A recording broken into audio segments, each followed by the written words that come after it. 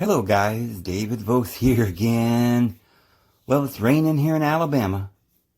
It's a beautiful sound to hear the rain come down. You can hear it on the roof of my cabin as we speak. Just a couple of little, you might hear it in the background, and you might hear the puppies. And it's just delightful to see the world in nature when you go out. It's so beautiful, and everything just seems to be comforting. And you don't really ask any questions. You don't really have to. You just seem to feel, rather than logical explanations, you just know that everything is okay when you see how beautiful it is. And then you have a moment where you think about your bills or your somebody's arguing on the television or something, and then it takes your attention off of the reality that we must all surely, in this beautiful, reassuring world, cool water, beautiful sunshine and flowers and trees and mountains, and how beautiful it must have been for those who had no cares in the world but just to live, and for that reason, not to stroke your ego and say, well, I can rule over all this, And now it becomes something completely different. Now it's not just, I'm going to lie here and reach out and grab the fruit and sustain myself from the bountiful provisions. But no, it's different. It's now, I am more concerned with how am I going to conquer it. See, if you want to climb that mountain because you want to see what's up there and you want to look down upon everything to enjoy its beauty and to take it in, that I think is something that you can do quite easily and still find peace all the way up the mountain. And when you get there, you'll even find more peace, because that's all you were there for, is to find peace. But if you climbed that mountain so that you could get a better position to reign over the world and destroy all the other, people so they can't have any of that beautiful fruit, so you can have it all for yourself, because somehow in your delusioned little mind you believe that there's not enough for you and everyone else. Somehow or another in your mind you must be the greatest. That's a concept to you, that you must be great. You must be the all. See, there obviously is such a thing as the all. There is obviously something like that in the world, the power, right? Unbridled power, as they say. Stinginess, that's a word. It exists. And there are things like that, and people pursue those kinds of things. But, and what does it get you? Well, a drive to push further and to become greater and to rule over more. But it ends up being very bad for everyone that you murder along the way. And of course, it ends up being very troubling for yourself, because you weren't made, or you weren't in existence for that. I'm getting very out there, I guess, with this analogy, but I want to make a point here that there isn't any need for the two things that exist. The one existence, which is acceptance, love, and the other one, which is conquering and overpowering and selfishness. Those two things exist. I'm not saying, so it's like, well, why should you be something? Why should you be, well, you are what you are. You can't be anything. So if there are people that are being evil and selfish, that's what they are. And they can't be any other than what they are. The pot can't be the pan, and the pan can't be the pot. The mountain can't be the valley, because there has to be demarcation. There has to be unique individuality. And the only two things in the universe is acceptance and rejection. Good and evil. Up and down. That's all there is. So you have to choose. Are you going to be up or down? And does it really matter? I guess not. Except for we have just obscured the whole thing, because you don't choose, do you? If you have to choose to be up or down, then there is neither up nor down. Because you are what you are. You can't change. Nothing can change. The whole illusion of this world that somehow or another we're gonna somehow change who we are. I mean, you can be what you are, but you can't be what you are not. Okay, I know this is tedious, what I'm trying to get at here, but it's very, very odd, the conclusion that we're going to eventually get to here, if you'll follow me. But, so you say, well, I want to be something that I am not. What if you were the all? Could you then be something that you are not? Because nothing exists outside of the all. So you can't lust for something that doesn't exist, can you? Could the all be so lustfully desirous of being nothing? Let me show you an amazing, crazy idea here. Go to the Old Testament and look up the word El. As we said, El is deities, the divine being. He's the all. In fact, in English, we have a word. Same word. A-L-L, all. Well, we say that the divine being is one. And we also say it's plural. Well, could it be both? It can only be one or the other. You can be up or you can be down, right? But you can't be many and one at the same time. Because, you see, one of those would have to be an illusion. If all of the many is really the one, then you're really looking at yourself from other angles. But now, wait a minute, you've got something else. You've got what you are, and then your appearance or your assumption about what you are. And maybe your assumption somehow changes, not who you are.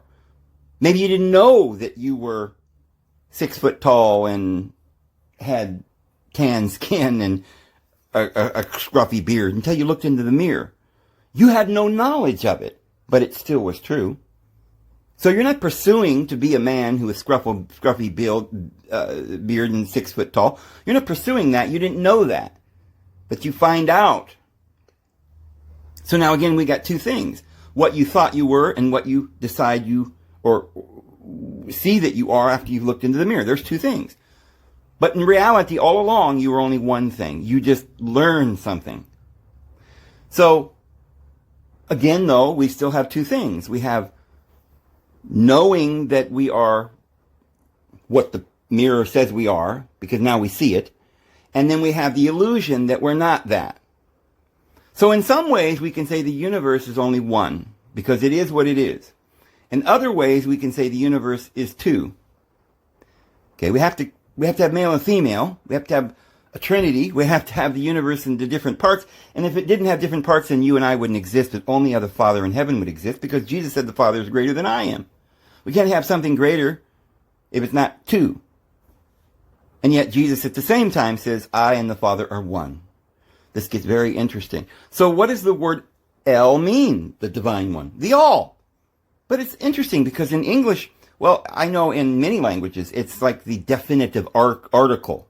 Like la, la mountain, the mountain, El Paso, the.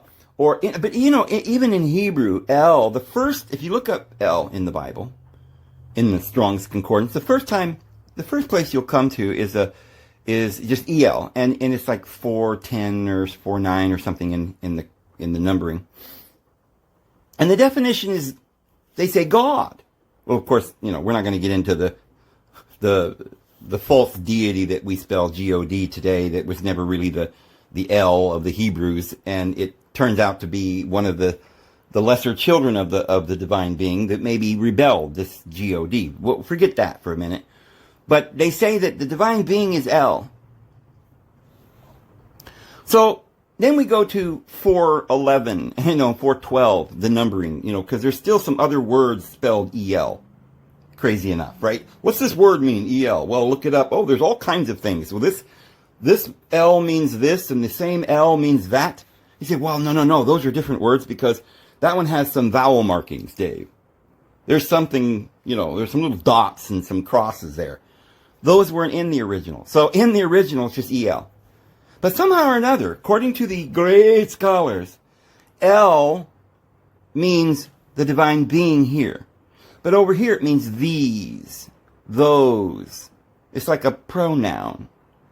Okay? Now, you keep going and you find Allah means curse. Ella or Eloah. It means a curse. How could it mean a curse? One place you see the EL means not. Negative, nothing, zilch. It means absolutely nothing. Look it up if you don't believe me. How could this have anything to do with that? How could nothing have to do with the all? It's very peculiar. Unless, of course, we were right all along and there is nothing but the one. Whether it be nothing or everything, it's all the one. And then there's another definition, supposedly, according to Mr. Strong and Mr. Thayer and Jacinius and all the Bavarians, there is another meaning that it means toward or to. Now, that's a peculiar word because it really is no word at all. It's just sort of a way to, it's like a motion, right? Just letting you know which way the thing the only thing that exists is moving this way or that way or the other way, just to let you know. But in this case, it's to or toward. Well, that's interesting. But that's how we think of the word in grammar. We put a to or an into, or then there's other words like away from, up, down. These are like motions going one way or the other. But for some reason, just this one motion, toward. Well, what we don't see at first glance is that we're going toward the east. Whenever, in Hebrew, when you're going to or toward, you're going towards the sun.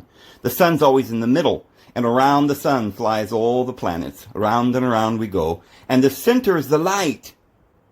And the Lord El dwells within the body, the universe. He stretches out the universe like a tent to dwell in. And so he's toward the light, just like Eden was toward the east. Because east means toward, which means direction of the sun, which means the light, which means inward, toward, within the circle, the source. So here we have El meaning the source. Well, this is all Hebrew jargon. Then we go along and we look up another one of these definitions for El. Maybe there's a couple of points, dots, or crosses that they're somehow distinguishing this El from the other El, which doesn't exist in the original Hebrew. It's all made up. But somehow or another, we can use this word El in Hebrew to also mean an oak tree. Now, you see, the ignorant, the scholars, which are the ignorant, because they're so filled with their own knowledge that they've lost the truth, right? They have no concept of what truth is because they're just babbling with words. Kind of like what we're doing now. But I'm just showing you how they think. So, one of the definitions of this El is the oak. And they believe their own insanity, right? Like I'm crazy. Yes. Oh, yes, I am crazy because I don't know who I am. Wait a minute. You just said I don't know who I am. I think you know who you are, but somehow or another you're in a great panic and you're flying around, flaying your hands and scared out of your mind, and really you're just scared of your own shadow. Because they forgot to tell you that they didn't have words, individual words for every little variable in the universe. Like that's an oak and that's a rock and that's, a tree. You see, they didn't have names identifying like some sort of, program in a computer that has a command, like you press this button and that comes up, right?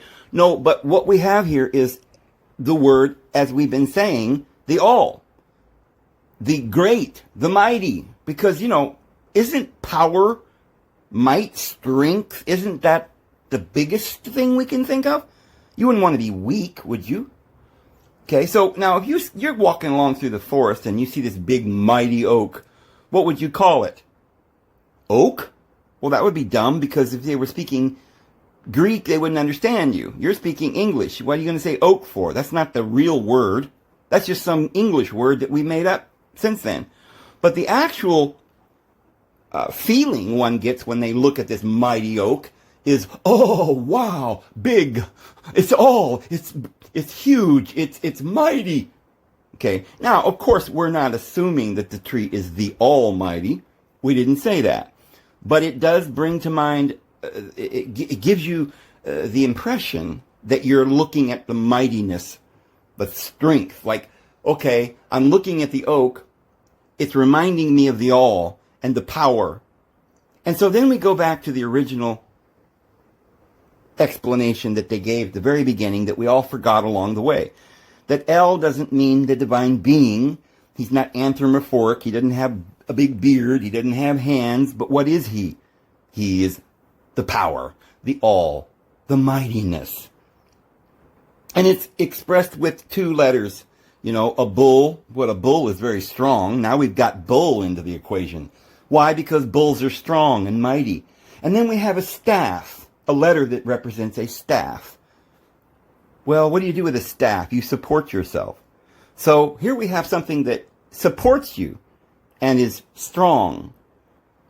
Well, you see, we're starting to understand what words are. And this is why we're never going to understand the Bible, because we don't know what words are.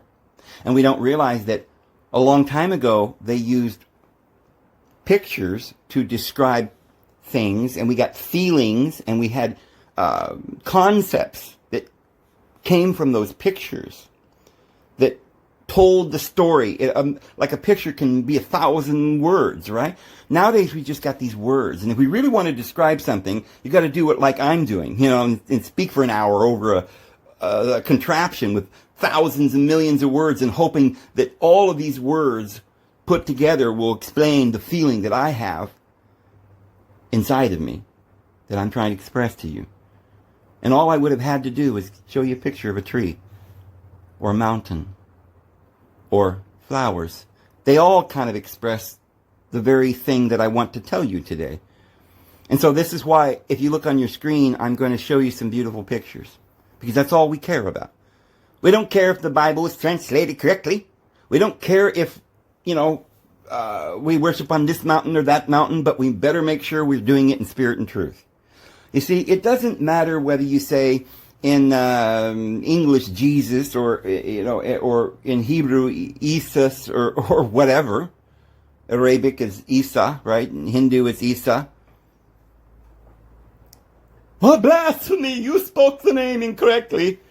That's kind of like what was going on at the time of Jesus when he came and he looked at these idiots running around, And they're like, oh, the law, we've got a law, we've got to keep all the law. And if you don't keep the law, you're going to die.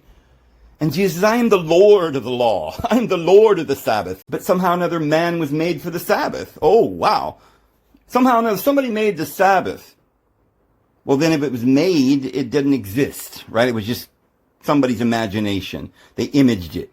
They thought of it, and they tried to put you under it. But no. Jesus said, I am. Oh, but Jesus, if you had been here, he would not have died. And she's like, wait a minute. Do you know who I am? Aren't you Jesus? No. See, the Lord hasn't revealed that unto you. Flesh and blood, is getting in your way. But if only the Father could reveal that to you, but it didn't reveal it to you. But Peter, he knew I was the Son of the living deity. And only the Father could reveal. Oh, an anthropomorphic being with a big beard revealed it to him. Came down and stood there and said, hey, Peter, let me explain something to you. And had a bunch of words, and he listened for thousands of years, and he progressed and achieved this great knowledge. And now you see how somehow the Father had revealed it to him in a classroom. No.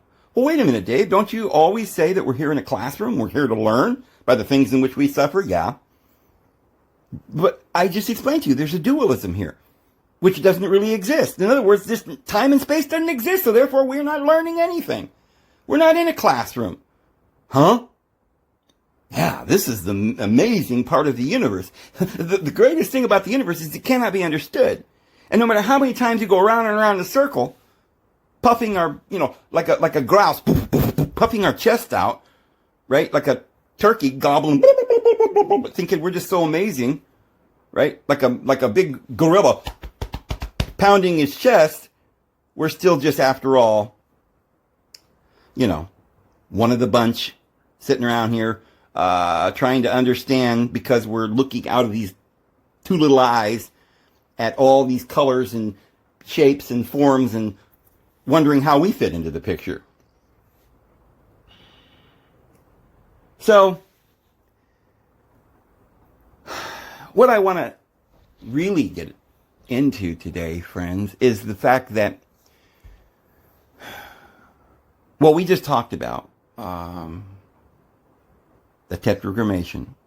Let me go over what we had already said. One is that the tetragrammation is found in some Hebrew manuscripts. A very, very few after Christ. Before Christ, all the Hebrews spoke Greek.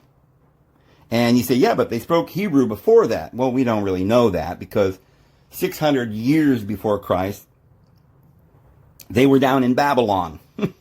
They were scattered into every country. They spoke whatever language that, that's why on Pentecost they all spoke, in different languages. They all spoke the same wonderful words of God by divine Holy Spirit, because they all had different languages. No, there were no Hebrews at that point. The Greco-Roman world ruled everything for hundreds of years. So, of course, the Sanhedrin that existed in 250, it's recorded in all the history books, and Philo and Josephus and everybody talks about it, if that means anything to you. They convened a council with the Septuagint, the 72 elders, and they came together and all translated the Bible by divine inspiration, by divine appointment, and it was called the Septuagint, or the 72, who gave by divine inspiration the Holy Word. And it was written in Greek. It wasn't in Hebrew. So that's the Bible. We don't have any other Bibles. It's Greek. Okay, now, there were Jews who, at the time of Christ, were like, wait a minute, I don't believe in that guy. That's not our Messiah. Why, we want dominance. We want to rule the world. I found a scripture that says that Yahweh's coming to destroy the world. So, and he's going to have his mountain and his law is going to go forth, and we're his people, his chosen people, not knowing that all of the children of the world are his chosen people. But they became selfish, and they began to look at things through the prism of that selfishness and misunderstanding a lot of things. So whenever there was a verse that didn't agree with them, they just took it out. Well, you can't fool Mother Nature, right? So they couldn't just take the Septuagint and start ripping pages out, which is what Brigham Young did with Joseph Smith's writings, right? But so they do try that sometimes, of course, like Jehovah's Witnesses did. They just start ripping scriptures out of the Bible. That part of the scripture is not supposed to be in the original manuscript, so we're just taking that out, right? Wait a minute, Christians have believed in that for thousands of years. Well, that's all right, because we know better, We've dug a hole in the ground and found some old manuscripts, and in the manuscript we found, why, it's not in there. So, but who owned those manuscripts? Well, you see, it's just a big ruse, because there never was any manuscripts that they found somewhere in a hole. This was the Bavarian rulers of the world that decided that they had to have a false flag. We have to have a reason to go to war, so we'll just say that Pearl Harbor was bombed, or the towers came down, or, oh, hey, there's got to have a reason why the Bible's got to be changed. So guess what? Well, we found these old manuscripts. What are they made out of? Oh, parchment. How long would parchment last buried in the dirt? Oh, about maybe 10 years at the most. You wouldn't be able to read them after about a year in the ground. Oh, but they were in a vase, perfectly preserved. It was a dry area, Dave. Really? Just the air itself would have destroyed it. Were they petrified? No. They dug up these miraculously, and same time that, 47 or whatever, same time that we found an alien crash in the desert. Well, you can't see the wreckage. And, yeah, by the way, there's lots of little pictures that are obviously fake about aliens. And somehow, some guy that was not supposed to speak out, but he's come out, and he's confessing that he actually, witnessed the crash. And, yeah, they're back engineering because he's so smart. They're back engineering the craft. And that's what you see here with all this technology. See, we got it from aliens. Likely story. And another Bavarian come up with some theory that, well, they didn't want people to believe in the Lord, see. It's probably just not even true, because most of these Bavarians are atheists. So they come up with the story that, well, you see, this Tiamat, this deity, was just the universe crashing into itself. And we'll call it Worlds in Collision by Immanuel Velenkowski. Then another one comes along and says, well, now I think it's about a spaceship called Nibiru, and we're going to write this whole manuscript, and everybody's going to know beyond a shadow of doubt that it's all made up, right? But we'll just keep saying over and over again and getting little groups on YouTube to pretend that they found the truth. Some people down in their basement that have never even cracked open a Bible. They don't know anything about Hebrew or Greek, but somehow or another, they know all about that. Not only that, they don't know anything about science. They've never gone to, school to learn math. They don't know algebra. They don't know nothing. But they know that there's a big asteroid coming and it's about to destroy. And so these stories just get going and people believe in it. And somebody says, I think the earth is flat because somebody's idea has got to be true because look at the government's trying to hide everything and whatever. So we get this manuscript and we don't see the manuscript, right? Nobody's ever actually seen, well, somewhere in a museum, right? Or the Vatican's got them down there in a room that, it's rumored or something, but we never get to see it. And the scholars say, well, it exists, but we're still translating it. And you're probably never going to allow it to go to the public because it's so revealing. And then 30 years later, right at the moment when, they're getting ready for the reset and the new world government and the aliens coming, they're like, oh yeah, we finally finished translating it. And what it says is that there is no God. It's just aliens. Ew, it's quite amazing. We wasted your life. So all of this is a hoax. What we discovered the other day is that there are no manuscripts before Christ other than the Greek. And the Greek simply says Lord. We have no idea who the Lord is, or how you spell it. But let me, somebody will say, yes, but we found some manuscripts over here that have this, tetragrammation in it. Well, they were after Christ, and they're not telling you that the people who had those manuscripts were actually from Babylon. They were Judeans from Babylon, the Babylonian Talmud, which was devoted, entirely created by Satan to destroy the truth about Jesus. That's all it was for. And then there was another little group of, Judeans. They were not priests. Remember, the whole Sanhedrin was destroyed. Actually, when John the Baptist died, when they killed the last of their prophets, that was it. They had no more inspiration from the Father. They had no more inspiration. Jesus condemned them and said, your house is left unto you desolate. So they had no more authority. But we're still thinking, oh, but these Judeans are so smart and they painstakingly transcribed the Bible. Can you prove that? No, but that's what somebody said, some guy named Kowski, whatever. So we believe it. Sitchin said it. But can you prove it? No, but I believe it because he said Nibiru. Oh, okay. So there is a manuscript that we know exists where people who didn't believe in the Lord, who are atheists, who hate the Lord Jesus, and remember, the Lord Jesus was in the Bible up until this point.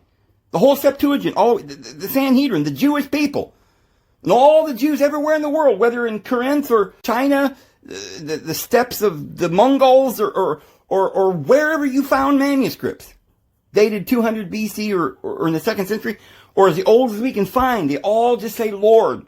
No tetragrammation. But then as you get down towards the days of Jesus, it starts something, about the time of Jesus, things start changing. And remember, we don't even know when Jesus existed because they've altered the timeline.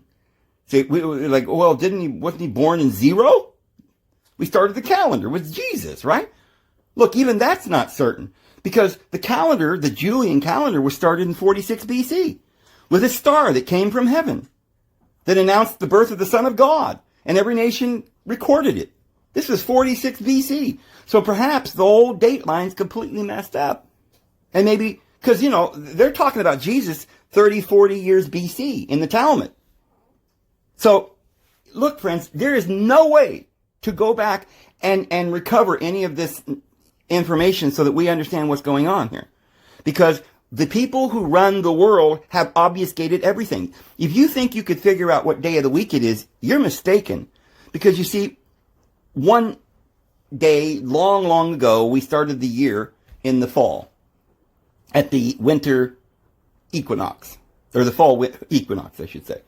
And then one day they decided, well, you know what, over here, we don't do it that way. We start the year in the spring, the fertility rites. So that kind of confused people. They're like, well, which calendar should we go by? Should we go by the civil or should we go by the religious? And then Rome comes along and says, now listen, guys, we don't want you to figure this out. We don't want you to know. So what we're going to do is we're going to start the year in January. January, in the middle of the dead of winter at the winter solstice. You got a clock on the wall. When does it start? Well, most of the time people think it starts with 1, right? 1, 2, 3, and then all the way to 12. But no, you see, we can make an argument that it starts at 6. Why? Well, because 6 is a lovely number, and the square root of 6 is, whatever. They can come up with anything they want. And people begin to believe it. So, we've said this a million times. We know that the months are now 3 months off. The year is 3 months off because our December is December is 10. And yet we're saying that the year starts at December 25th. Right? So that's like 3 months off. 25 days into December, it's off. So December is the 10th month, but at the end of the month, it starts over again into January, the 1, the on, everything's related. Well, that's a falsity. It's a lie. And why did they do that? To deceive. So you would never have truth. You would never know where you're coming or going. Right? You would never know if you're supposed to conquer or just be. You'd never know if the Lord loves you or if he's a God of vengeance and he hates you. You'd never know that, anything. So they did this with everything on the face of the earth. So, for instance, they want to tell you the news, and you're tuning in to find the news because it's so important. When reality, there's no news, it's simply propaganda. There may not even be any wars going on. If there are any wars going on, they're just making them up or creating them so that we'll think that it's our fault, that we're inherently evil, and they can perpetuate this insanity. So, these Babylonian individuals that hate Jesus created a Talmud. Yes. And the Talmud is what they would call the hedge about the law. So it's not enough that we have a law, right? Don't do this and don't do that. But now it's so important that we keep these laws and you can't, of course, because, you're sinners and you're evil and the Lord's coming to destroy you all, you filthy people. But, just to make it look like we're trying here, what we're going to do is we're going to try to let everybody understand that we're just so pious. But I just saw one of their important people the other day, and he's standing there. He looks like, I would guess the man is somewhere around 50, 55, 60. His eyes look bloodshot. To me, he looks like he either sat in a chair somewhere in a dark room, never get any sunshine, never ate, because I suppose they are eating meat all the time and they don't eat any vegetables or whatever, never even caring that nowhere in the Bible does it ever allow people to eat meat, except for Yahweh. Right? Yahweh gave them meat. But, in Genesis chapter 9, El Elyon says, I will require your own blood if you take and spill anyone else's blood. If you kill an animal, I want your blood. So I give everything into your hand, but do not eat the flesh with its blood. For anybody who spills blood, I will require their blood. Okay, that's way before Moses. So I don't know where people get the idea that all of a sudden now Yahweh can come along. See, it's one of those things where Yahweh can do whatever he wants. So our Father in heaven says, don't murder, don't, love one another. And so Yahweh's like, well, let's see here. We need to make a different law. Don't kill anybody if I say don't kill them. But if I say kill them, I want you to kill them all. Right? And, we should have liberty except for I want you to all be slaves. Huh? Okay. Yeah, this isn't making any sense. Well, nothing does, and it never will, because they have taken the Bible. Let me give you an example. They say that there's a word in the Old Testament, and it's Adonai. Okay. They say that is their Lord, their deity. And they say, well, what does that mean? And they say, well, Adonai means Lord. See, it means Lord. It just means like master, Lord. That's all. Okay. Well, how about this other word, Baal? What does that word mean? Oh, well, that just means Lord. Yeah, just Lord, like master. Oh, okay. Well, how about this other word over here? It's this word Kyrios. What does that mean? Oh, that just means Lord. Oh, that just means Lord? Yeah, okay. Fine. So we got Baal, Adonai, we got Kyrios. How about El? What does that mean? Oh, well, that just means Lord. Yeah. It's just some, authority, just somebody in charge that owns you. Okay. Well, what about this other word, Molech? What does that word mean? Oh, well, that word just means Lord. Oh, really? Well, how about this other word, Tsar? This word Tsar, or Caesar, or, Khazar, or something. This word Tsar, Asher. Oh, that just means Lord. Oh, okay. Well, can you explain to me why in Egyptian, Adon, with various endings or syntax, Adoni, Adonis, Adonai, Adon, that is a name of a deity who was over the abyss, the underworld.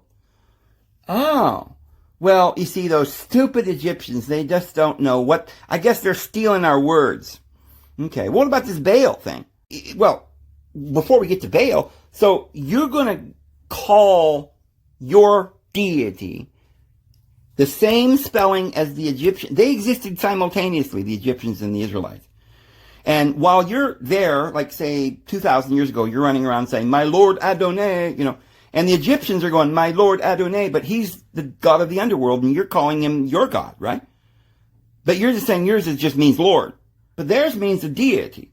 Now, let's go on to Baal. Baal is something that's all throughout the Bible. Isaiah says, I will no longer be called your Baal, but I will be called your Ishi. So they called Yahweh their Lord, right? Because all the way through the Old Testament, he's Baal. Yahweh's Baal. But all of a sudden, at some point, they decide, well, we don't want to call him Baal no more. I wonder why. Because, you see, the Babylonians worship Baal. He was a deity. He was the son of Marduk. Well, that's pretty weird. Well, what about Asher? And it's kind of odd because, we get to this little place where your God reveals himself to Moses. And he says, what is your name? He says, my name is Iyah, Asher, Iyah. What is the deal with Asher being in there? Asher just means who? It just means that, right? It's not a name of a deity. Well, so is El. Means these or that's a pronoun. It means many other things, Toward, it could just be a pronoun or something. But this is some sort of weird, crazy thing. El itself, in almost languages, is just some sort of definitive article or something. How about this one? Isaiah, what is it? Isaiah chapter 40. verse 23 or something. I'm not sure. It might be 44. I think it's right around 40. And Jehovah's Witnesses, want to quote this one a lot. And it says, I,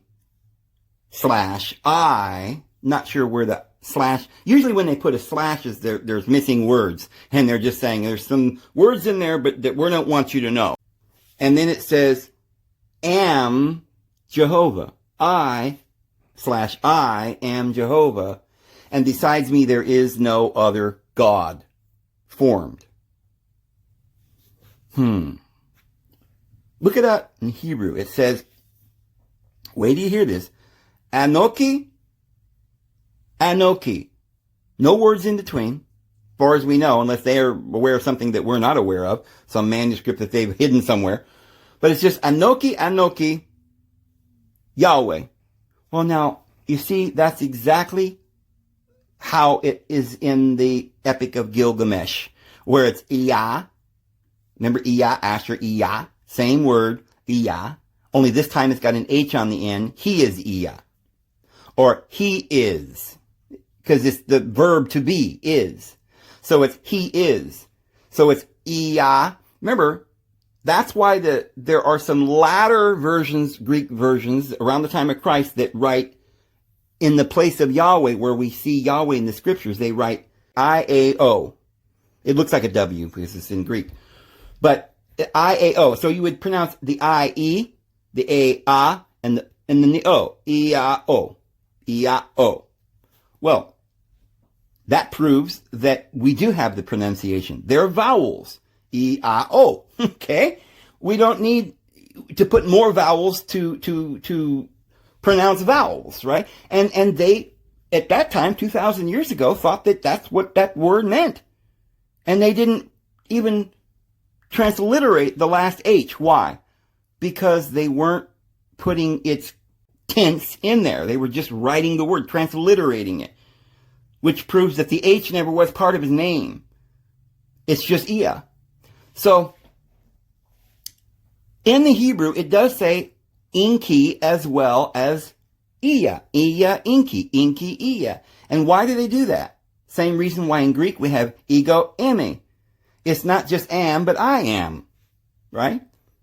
Ego, eme. So in Hebrew it's Anoki Yahweh, which means I am. So, Anoki means I. Iyah means am.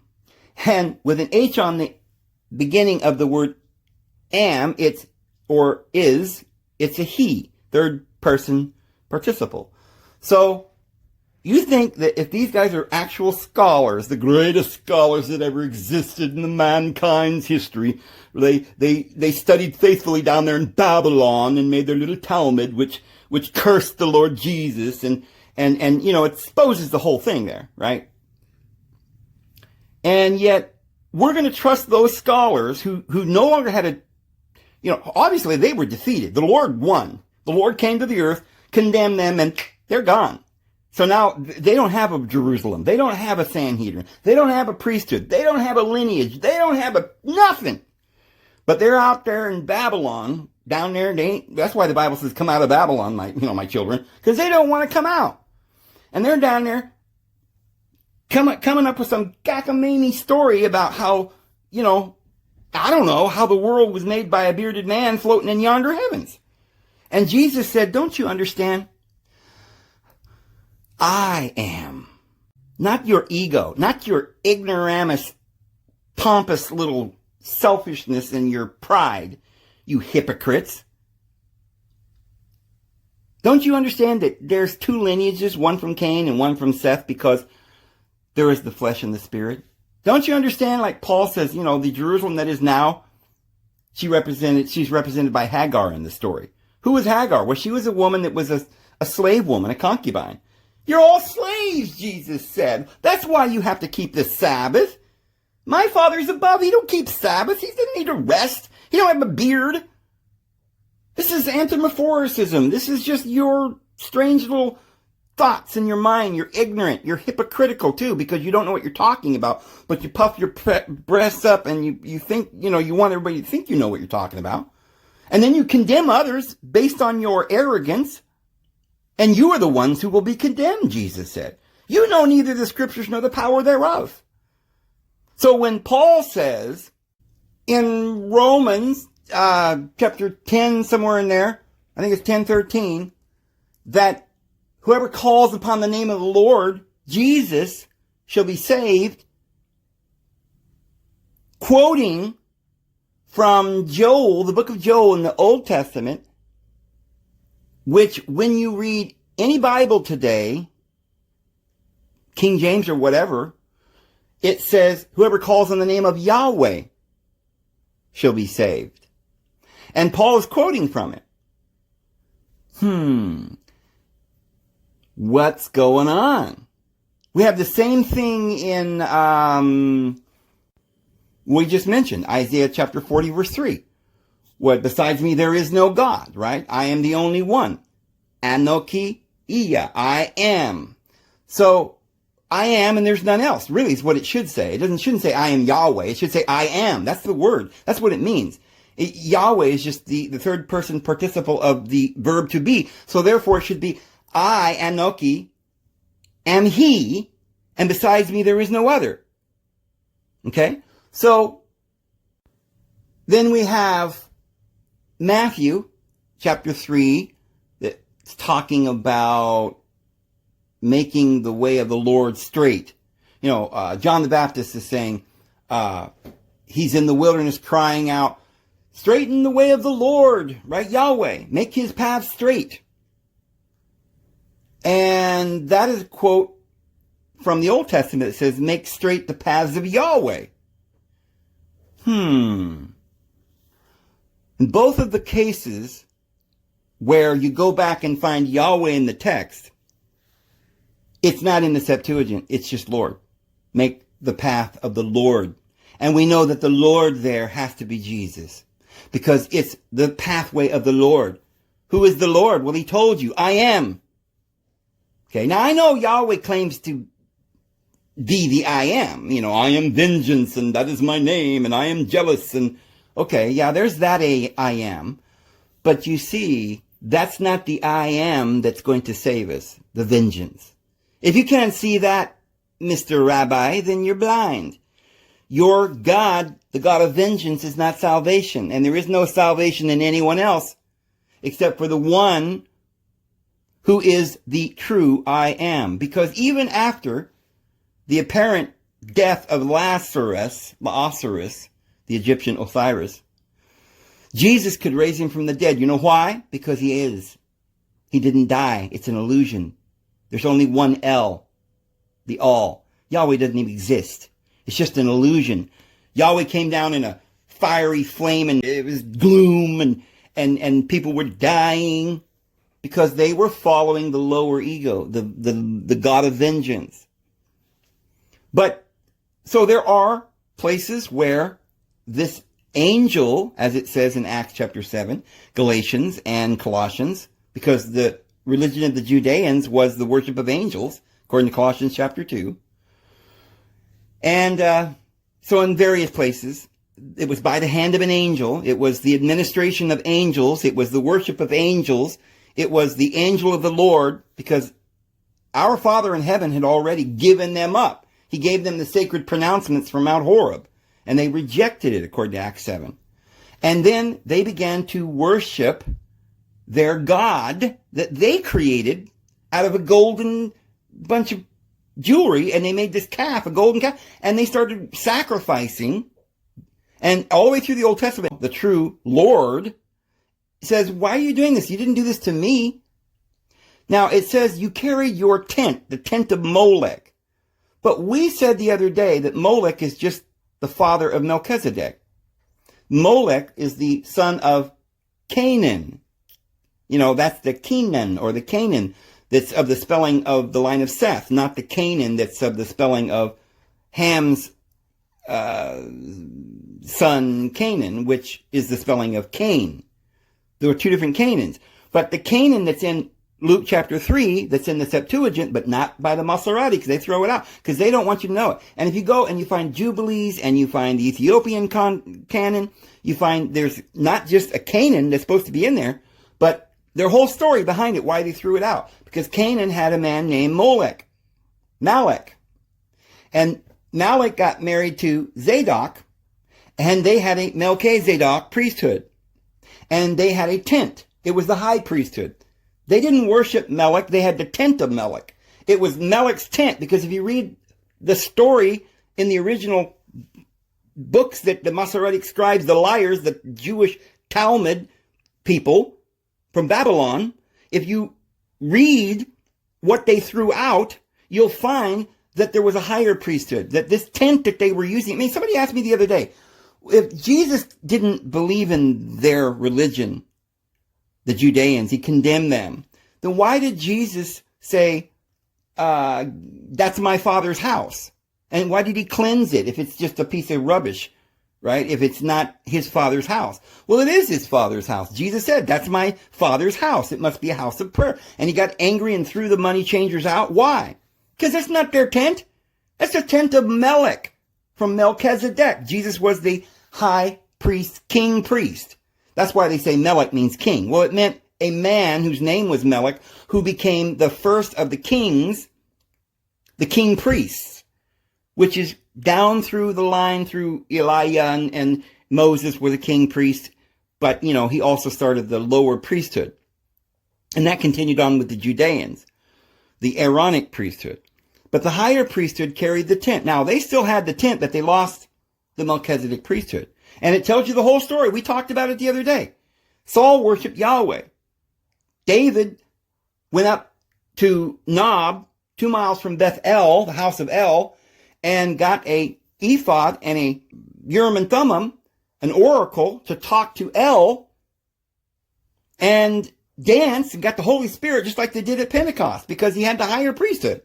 And Saul said, well, I guess I'm defeated because the true deity El is going to defeat me now. So he went up there and said, well, listen, maybe I should join the real priesthood. And he tried to get the priesthood, and he said Saul started to dance.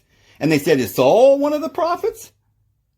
See, he wasn't, but he tried to become one of the prophets. And when he did, Yahweh left him.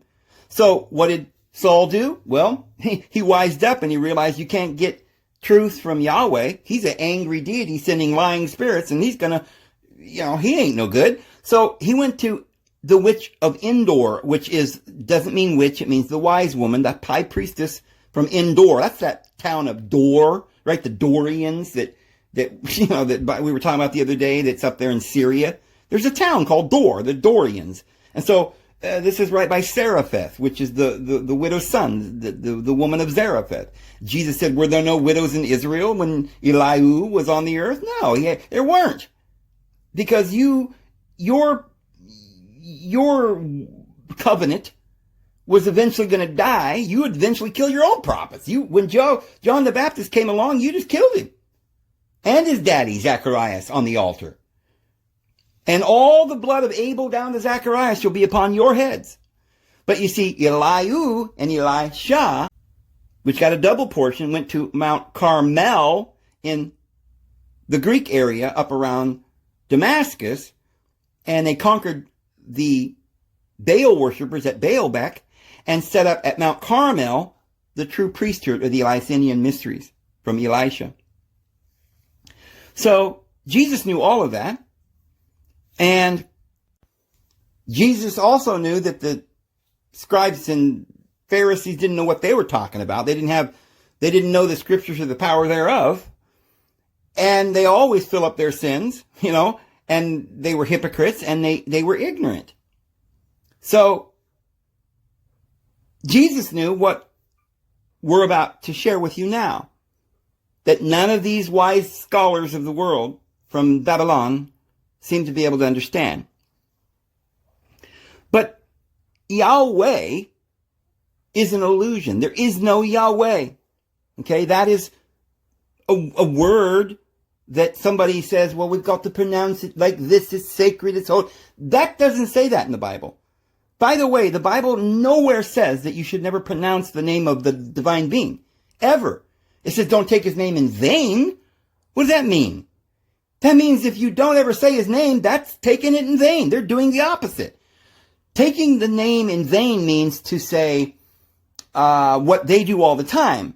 What Yahweh did all the time. In his name, he cursed everyone. That's the vanity, the cursing, the evil, the negative. See, but the Father, the I am, should be never taken in vain or for emptiness. In other words, you should never say, I am sick. That's taking the name in vain. You should never say, I am poor. You should never say, I am sad. But you should always say, I am the way, the truth, and the life. And nobody gets to the Father except through the I am. And whoever believes upon this will have eternal life. Believe. Who do you say I am, Peter? Why, you're the Son of the living, true, divine being, not the God of vengeance. So Jesus knew that they erred in all their ways, and they had a plot to destroy him. He said, do whatever it is, do it quickly, Judas. And Satan entered into them. They had this all planned. See, and so what they did was they said, now what are we going to do? We got to deceive the world and make sure everybody understands, believes that this is not the Lord, see. So we're going to say, well, that's crazy. He wasn't born of a virgin and he wasn't deity and da-da-da-da, and God's not in all and through all and above all. And hey, we'll just say that this word, when Moses asked our Father in heaven, who are you? Because it's nobody knows. I mean, at that point, Moses didn't understand any more than you and I. Didn't comprehend or grasp the divine nature. So he's trying to understand. He's like, oh, all the prophets are trying to understand. Peter, the leader of the Christian church, who Jesus gave the keys to. He denied Jesus 3 times, and Thomas didn't believe, and look, we're all just people. And Moses said, who are you? You look at this bush, it never burned up. He said, who are you? Well, you see, the only source of anything is the I am. Now, you can use it for good or for evil, but never take it in vain. So, they did carry the tent of Melech, the Melchizedek, but they worshiped their deities and they sacrificed, but not unto me. You did it in your vanity, your ignorance. So you heard this name, Iyah, Asher Iyah, which, you forgot the language. You don't know what it means. I am. Or instead of am, you would say is here. You would say he is. So in the first person, he said to Moses, I am. But when it's Yahweh, it's got the H on the end, and it's the third person, and it's saying he is. That's who I am. I am, the one who, whatever you say and whatever you will, you can make it happen. Because we all have an I am. And they said, oh, I am. How do you spell that? I-A-M. That's the sacred name. Ooh. And then down the road, it's like, well, that didn't make any sense. So we'll say that it's not the whole thing and it's sacred, and therefore we can't pronounce it. And we'll put some little points and some dots in there and some little marks, and we'll say, see, we ain't going to tell you how to pronounce it, because if you knew how to pronounce that, because we told you it was sacred, right? It was powerful. Ooh. You just knew that name and how to pronounce it, right? You knew the spelling. Oh, let's see, is it Yeshua or is it Yahweh or Jehovah? Well, if you knew how to pronounce it, boy, you'd have the whole deal. No, what you need to know is what it means, because you don't neither know the scriptures nor the power thereof. You don't understand it. You're blind, and you're the blind leading the blind into a pit. What they should have understood is that the divine being is within you. Had they had a good heart, they would have left that mountain and they would have received that truth, the great sacred pronoun. They wouldn't have rejected it. They would have said, oh, I am. That's how we're going to do it. By our power, by the Spirit, not by might, not by the physical words or the structure of the law, but by the Spirit, we're going to do it. All things by Spirit. By the I am, by the real I am. So when the Judeans said, we're going to worship the letter of the law. We're going to say, this is how you spell it. And go, oh, don't ever say it. And they're just, crazy, trying to make a hedge about the law. The law's not good enough now, but we've got to make other laws that are more important than the laws themselves, because you see, we're the Sanhedrin, and we make all the decisions, and you must just obey us. And Jesus said, ye hypocrites. You travel earth, far and wide to make one proselyte and make him twofold the child of hell. So, yes, the Judeans began to worship the name in place of the divine being. They began to be idolaters. Now remember, the Bible tells us that the law, or all these, the way they built this tabernacle, it was the Lord's tabernacle. He said, make it according to the pattern. It was a type and a shadow. It wasn't the reality. They weren't supposed to worship the shadow.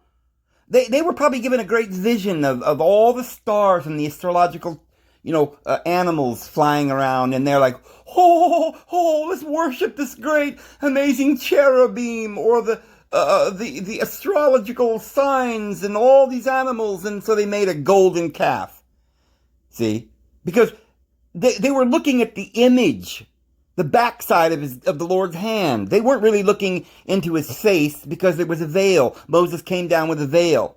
So they only saw the image and they began to worship the image and became idolaters.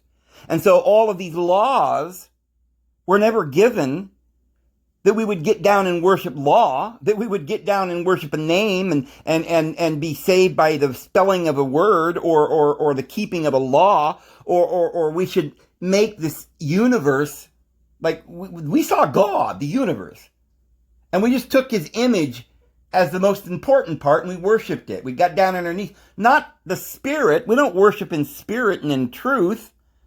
This is just a type and a shadow. It's a language to help you understand much more powerful things. But they were blind and they couldn't understand because Moses put a veil over his face. He veiled the truth in a bunch of jargon. Well, he probably wrote it down so they could understand it, to be nice, right? And they're like, oh, great, look at all these words he wrote down. Let's worship it. Throw the gold into the fire and it came out a calf, just like the astrological thing that Moses showed us in the patterns, and they began to worship it. They had their tent, the tent of Molech, but then they started saying, oh my goodness, Molech must be a god or something. No, that was a man. You don't worship the priest. You see, you don't have a go-between between you and the Father. They told Moses, you go talk to God. We can't bear the light. You go and talk to him and you tell us what he said. Well, see, if you can't hear the Lord, then you're blind or you're deaf. And that's why Jesus came to heal the deaf and the blind, to take away the veil and give us liberty. And he said, here I am. Do you understand? I am in you. Do you recognize me, Peter? They began to think that this temple was all important, this man-made temple, which the Bible had told him. He doesn't dwell in a house made with hands. He told them that before. Who are you sacrificing these animals to? Wasn't to me. Who do you think your deity is? I told you I am. In you. That you have the power. That you and I are one. That you're my children. That I love you. But you refused. And you said, oh, we don't know what's come of this Moses. And so you threw your gold into the fire and it came out a golden calf. And there you've got your temple ceremonies and your sacrifices. And of course, the devil, that angel, that, our Father in heaven said, well, you rejected me. So he says, now this is pretty much, not word for word, but this is what he said. I'm going to send mine angel because you rejected me. So I will send mine angel who will go before thee. I'm not going to go with you anymore because you don't want me. You rejected me. But I'll send mine angel and he will not pardon your sins. You see, you didn't like me? Well, you're not going to like him. That's the devil. He's going to come down there and enjoy all of this idolatry and this worship, and you'll bow down to him. And let's see if you like that, because I've done everything I can. This is what you've chosen. You didn't want the light. You didn't want the love. You didn't want the spirit. You wanted the outer appearance. You wanted the selfishness. You wanted the material, the flashy. You wanted to get down and worship power. You wanted food. You're lusting for the meat pots. You can't stop thinking about food and what to put on and what to wear. Jesus tried to explain that to us when he came to the world. Don't think about those things, but just love one another. So, I'm going to send mine angel, and, my name is in him. The I am is in him. Only the problem is that he's fallen, and he's going to use that I am for evil because you've chosen it. You've chosen the lower ego. So you see, the Old Testament explains, just like Jesus explained, that name, I am, that's the Lord. That's Jesus. Whoever calls upon the name of the Lord, Jesus, I am the resurrection, the way, the truth, the life, will be saved. That's the truth. But you rejected the meaning of the name. You rejected me. You see, the religion of Judaism, they're not following the Spirit. They're not following love, because the divine being is love. They're looking at the outer appearance. They just want to know how to spell it. Oh, it's sacred. What does that mean? The name is sacred? The name is holy? No, it's our Father in heaven who's holy, and we're his children, and that holiness must be in us. We must follow it. We don't go after idols, spelling of words, patterns and temples and rituals and ceremonies. They lost it. So they wrote it down, and this tetragrammaton, and called it holy, and began to worship the word Jehovah. And so everywhere you see this tetragrammaton that they put in their text, and they say that is the holy thing, worship that. That is the false deity. We worship Jesus, who was that original I am, and is forever.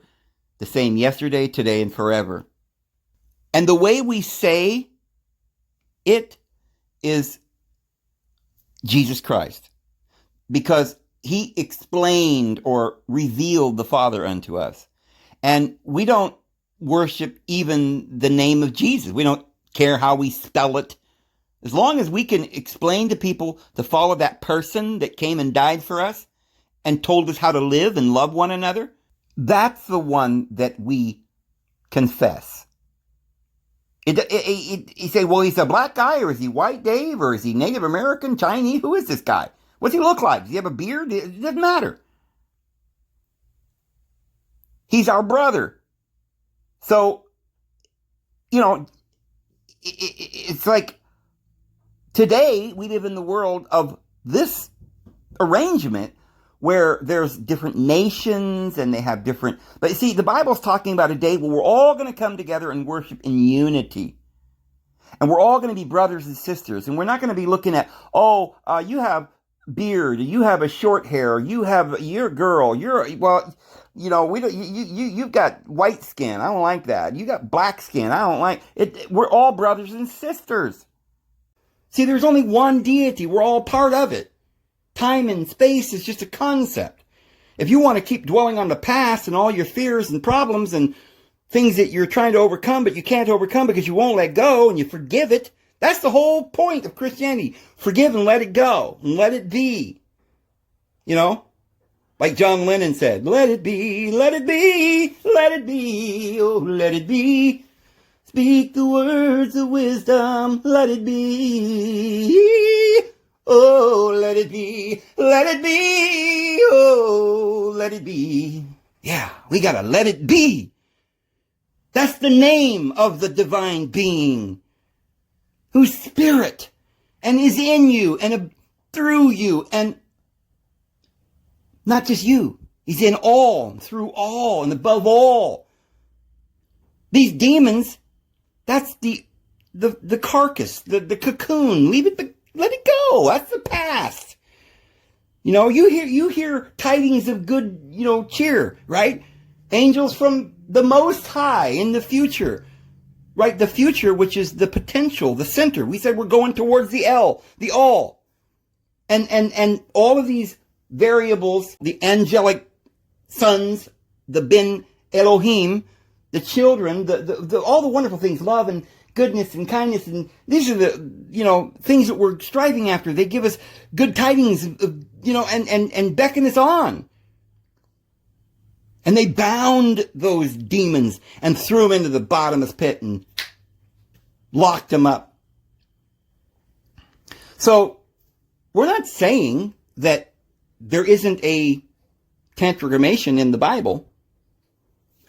There are certain ways that if you look in the Bible, you'll find that there are places where Yahweh exists. For instance, in Genesis chapter 2, where he makes this form, the Yatsar, the form, and from the dust of the earth, and his vengeance, and he drove them out. That's the illusion. That never happened except for in your mind. That was the rebellion. The children of Israel rebelled. What does that mean? It just means they decided they didn't want to go forward and believe in the Lord. So they rebelled around in the mud for a while. But Jesus came along to say, look, we've got to make straight the path of the I am. You're following a shell of the I am, a fallen angel who claimed to be the I am, who wrote all these laws. You got these idols. That's not the true deity. It's a picture of divine being, but it's a very poor picture.